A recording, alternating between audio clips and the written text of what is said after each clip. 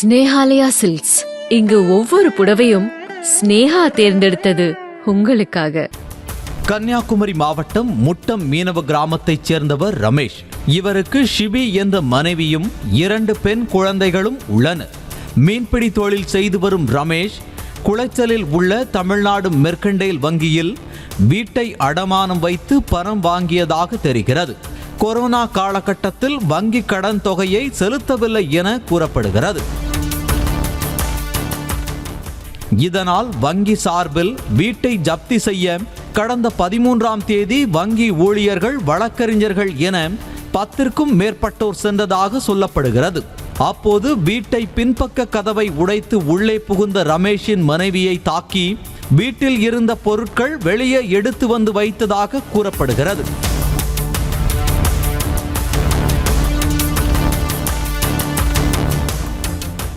இதனை அறிந்து வீட்டிற்கு சென்ற ரமேஷ் வங்கி ஊழியர்களிடம் வாக்குவாதம் செய்து தகராறில் ஈடுபட்டதாக சொல்லப்படுகிறது.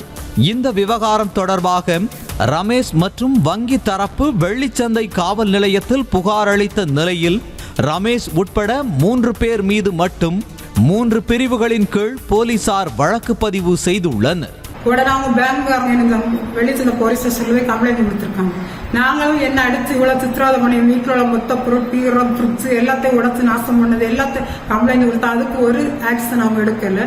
அவங்க கொடுத்த கம்ப்ளைண்ட வச்சு என் பேர்லையும் என் கணவர் பேர்ல இன்னொரு ஆளு பேரும் 3 பேர்ல எஃப்ஐஆர் போட்டு எங்களை காலையில இருந்து வந்து விரட்டுது. ரமேஷ் கொடுத்த புகாரின் மீது வழக்கு பதிவு செய்த வெள்ளிச்சந்தை போலீசார் அன்று முதல் நாள்தோறும் அதிகாலை அவருடைய வீட்டிற்கு சென்று வீட்டை காலி செய்யுமாறு வங்கிக்கு ஆதரவாக மிரட்டல் விடுத்து வந்ததாக பாதிக்கப்பட்ட ரமேஷின் மனைவி ஷிபி குற்றம் சாட்டியுள்ளார். கதவை சுத்தியல் வச்சு அடிச்சு உடைச்சாங்க. உடைச்சு உள்ள வந்து என்ன ரூம்ல போட்டு அடிச்சு இழுத்து என்ன உடம்பு ஃபுல்லா ரத்த கட்டு எல்லா காயங்களாக்கும் அவங்க இழுத்து தரன்னு இழுத்து காலும் கையெல்லாம் ஒரு 10 பேரால் சேர்ந்து இழுத்து என்ன தூக்கு வெளியே கொண்டு போட்டு என் வீட்டில் உள்ள மொத்த பொருள் எல்லாத்தையும் தூக்கு வெளியே இருந்தாங்க. இதனால் அச்சமடைந்த ஷிவி வீட்டை சுற்றி சிசிடிவி கேமராவை பொருத்தினார். இந்நிலையில் கடந்த ஞாயிற்றுக்கிழமை அதிகாலை 3 மணிக்கு 2 இருசக்கர வாகனங்களில் வந்த வெள்ளிச்சந்தை காவல் நிலைய உதவி ஆய்வாளர் ராஜேந்திரன் உட்பட 3 காவலர்கள் வீட்டின் பின்பக்க கதவை தட்டினர்.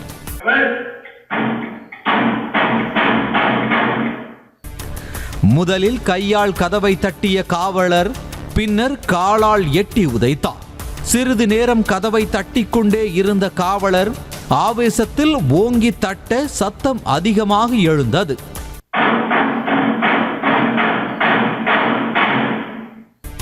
சத்தம் கேட்டு யாரேனும் வந்துவிட்டார்களா என சாலையில் எட்டி பார்த்த காவலர் மீண்டும் கதவை ஓங்கி தட்டினார்.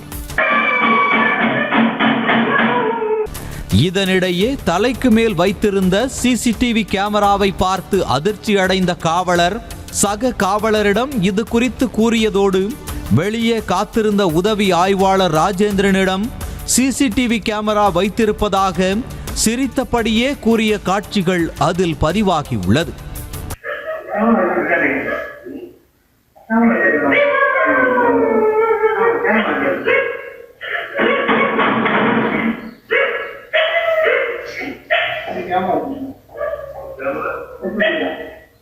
பின்னர் மீண்டும் சென்று 2 காவலர்களாக சேர்ந்து கதவை தட்டிய நிலையில் கடைசி வரை திறக்காததால் அவர்கள் திரும்பி சென்றனர். இந்த காட்சிகள் அனைத்தும் அங்கிருந்த சிசிடிவி கேமராவில் இடம்பெற்றுள்ளன.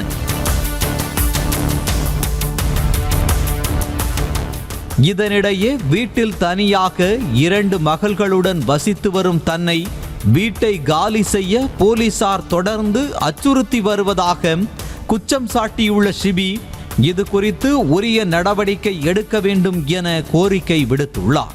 அதிகாலை 3 மணி அளவு வராங்க. வந்து மின்வாசல சவுட்டு கதவை உடைச்சாங்க.